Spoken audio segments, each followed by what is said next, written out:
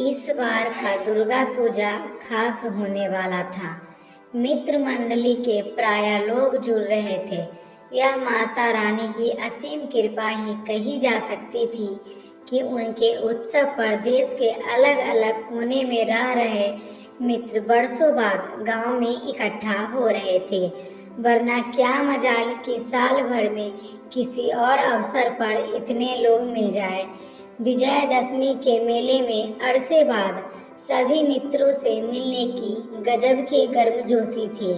आपस में गले मिलकर पीठ थपथपाते, पुरानी यादें ताजा की जाती और बीच बीच में कहे लग पड़ते।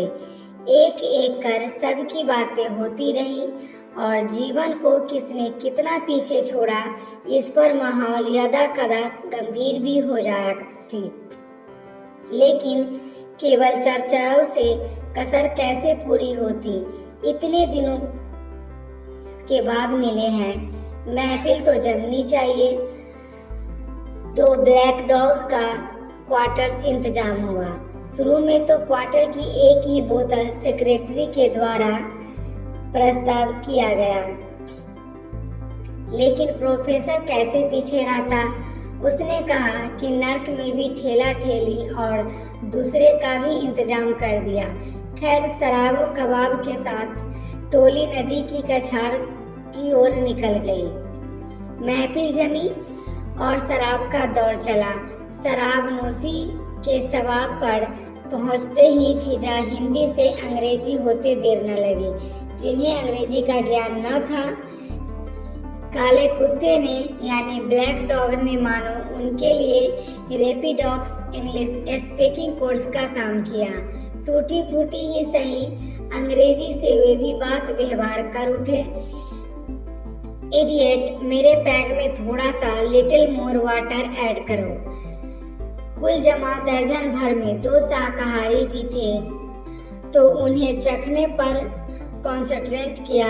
लेकिन मजा तो तब आया जब लायर दोस्त ने रह रहकर शुद्ध हिंदी में कविता पाठ करना प्रारंभ किया और बाकी ने वाह वाह के नारे लगाने शुरू किए।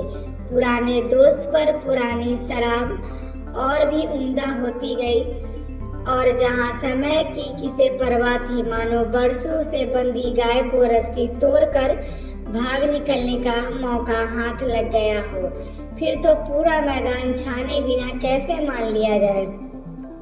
दोपहर 2 से रात 12 बजने को है। शराब भूख जगाना चाहती है। ऐसे में दोस्तनबाजी में डूबे शराब जादू की बागनी देखिए। डॉक्टर, यार बहुत हो गया, अब घर चला जाए, भूख भी लग रही है। प्रोफेसर, कौन सा घर? 11 बजे के बाद मेरे घर के दरवाजे अगली सुबह तक के लिए बंद हो जाते हैं। ऑडिटर, मेरे लिए बंद तो नहीं होते, लेकिन एक बेड सोफे के पास ही जमीन पर लगा दी जाती है। यार कैसे जी रहा हूँ क्या बताऊँ, कड़ा शासन है। कभी मेरी माँ ही दरवाजा खोलेगी, मैं उससे नजरें नहीं मिला पाऊंगा। सेक्रेटरी, वाह रे आदमी, अभी तक कविता पढ़ रहा था। इसके कविता पाठ के कारण हम सब फंसे हैं। रेलवे गार्ड, क्यों उसको कोस रहे हो? जब भी रस पर ताली ठोक रहे थे उस समय सोचना चाहिए था ना। मैं न कहता हूँ यही कुछ मंगा लिया जाए। मुखिया, उतरी नहीं है क्या अभी तक? हम लोग गांव में हैं, कोई शहर का छोर नहीं कि बगल में लाइन होटल लगी हो। इतनी रात को सन्नाटे के अलावा कुछ नहीं मिलेगा। बैंकर, मेरी मिसेज को तो पता तो चले तो कच्चा चबा जाएगी, बोलेगी अकेले मार लिया, मेरे लिए भी लेके आओ। इतनी रात को कहाँ से लाऊं? मुखिया, नहीं ला पाओगे तो बीच नदी में सो जाओ, सामूहिक ठहाका पड़ता है। कस्टम ऑफिसर अलग बौखला पड़ा। अब मुझको मरवा दिया तुम सब। पिछली बार पकड़ा गया था तो वह बच्चों के सर पर हाथ रखकर कसम खिलाने पर तुली थी। इस बार पता नहीं क्या हो। मैं तो घर ही नहीं जाऊंगा, यहीं पड़ा रहूंगा। रेलवे गार्ड, पॉजिटिव सोचो पॉजिटिव। मैडम अगर अपने सर पर हाथ रखवा ले तो तेरी लॉटरी लग जाने वाली है। हंसी और तालियों के बीच कस्टम ऑफिसर इतना ही कह पाया, अबे कमीनों, ऑडिटर, तुम सब मुखिया को कुछ क्यों नहीं कहते? यही इंतजाम है इसका। उसको इसी दिन के लिए मुखिया बनाया था हमने। मुखिया जमानत जब्त करवाएगा क्या मेरा? संस्कारी गांव है अपना, एक भी वोट नहीं मिलेगा। और तुम क्या कलकत्ता में वोट दिया था मुझको? भूख तो सभी के सामने से ललकार रही थी, लेकिन कोई भी अपनी राजपत्नी को इतनी रात गए जगाने की हिम्मत नहीं की। अपनी राजपत्नी को इतनी रात गए कहने की हिम्मत नहीं जुटा पा रहा था। कहे तो किस मुंह से? यहाँ तो जो हालत थी, खुद में जुमत पजार होने का भय था। जब तक सूरा का असर था तो बात भी बादशाह आजम की हो रही थी। असर उतरते ही कायदे की बात समझ आते देर न लगी, लिहाजा कोई भी अतिरिक्त जोखिम लेने से कतरा रहा था। सब मन ही मन कायस लगाना जारी रखे हुए थे। कोई हो परख कर्मी जो सामने आए, खुद की हिम्मत जवाब दे तो सामने वाले का भी हाथ पैर फूल जाता है। लेकिन डॉक्टर सवाब पर था। वह आगे बढ़कर मौके पर चौका लगा दिया। महफिल लूटने को बेताब हो उठे। अरे क्या यार, इतने भी बुरे दिन आ गए हैं तुम लोगों के? हटो, तुम लोगों से नहीं होगा। देखो मैं कैसे चुटकी में सब चकाचक करता हूँ। किसी काम के नहीं हो तुम सब। इतना कहकर डॉक्टर ने अपनी फैशन डिजाइनर पत्नी को फोन लगा तो दिया, लेकिन सतर्क सबको होठों पर उंगली रखकर चुप रहने का इशारा भी किया। हेलो बेबो, सो गई क्या? तुम्हारे फोन से पहले सो ही रही थी। पार्टी खत्म हो गई, नीचे हो क्या? आया तो नहीं हूँ, पर ये बताओ कुछ है खाने को? आखिर ये क्या बात हुई? घर पर है तो खाने को रहेगा ही, और पार्टी फास्टिंग वाली थी क्या? डॉक्टर ने एक हाथ की 2 उंगलियों से क्विटरी साइन करते हुए कहा, नहीं नहीं, वो मैं ये कह रहा था, मेरे साथ कुछ दोस्त भी है और मैंने उनको पार्टी के लिए घर पर। डॉक्टर की मिसेज ने उनका नब्ज टटोलने में जरा भी देर नहीं लगा कि माजरा क्या है। उसने बीच में ही रोकते हुए कहा, सुनो, ऐसा करो, तुम लोग बाहर ही कुछ खाते आओ। और ये भी कोई वक्त है? कोई तो समझ आएगा तुमको। यहाँ कितना काम रहता होगा।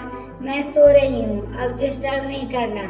डॉक्टर मोबाइल का वॉल्यूम कम करता रह गया, लेकिन फोन की बात सबने तरीके से सुनी और डॉक्टर का चेहरा झटके पीले पड़ गया।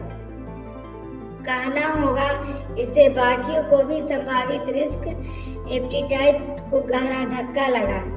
अपराध बोध में सभी ने नजरें तो नीचे कर ली, पर कहा किसी ने कुछ नहीं। डॉक्टर को किसी तरह संतावना दे रहे सब यह सोच रहे थे कि अचानक उनका फोन फिर से बज उठा। घर में माँ के रहते तुम लोग क्या सोच रहे हो? चले आओ अब सबके सब, देर नहीं लगेगी, मैं झटपट कुछ बना देती हूँ। माँ का फोन था। थके हारे मित्रों की टोली जब घर पहुंची तो माँ ने ही दरवाजा खोला और कहा, तुम सब हाथ मुंह धोकर फ्रेश हो जाओ, सब्जी बन पड़ी है, गर्मा गर्म पूरी निकालती हूँ, फिर तुम सब कोई बैठ जाना। सभी फ्रेश हुए और डॉक्टर अपने दोस्तों को हालिया बैंकॉक टूर की फोटो दिखाने में मशगूल रहा। उधर माँ सब्जी उतार कर खीर चला रही थी। अगले पल आटा गूंदती, फिर सलाद काटती। उसकी फुर्ती देखते ही बनती थी। इतनी चपलता तो माँ में ही हो सकती है।